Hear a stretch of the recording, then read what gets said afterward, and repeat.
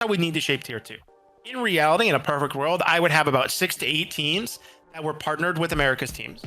And then I would have the additional teams be organizations who are interested in trying to make Ascension and only make Ascension.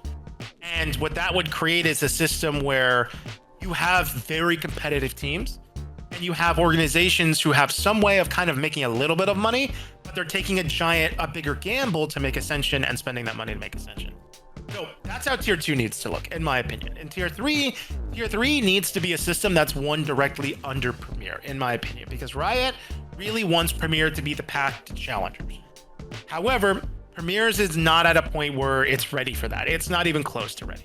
We just had an issue this last week where there was a back ban or a Vanguard ban that happened accidentally in the middle of Premier playoffs after the first round, and a team lost their chance to compete. Now, I messaged with some people at Riot. We got into some conversations on Twitter about it, and I believe a resolution is being made, but I'm not privy to that information. So that is a good sign.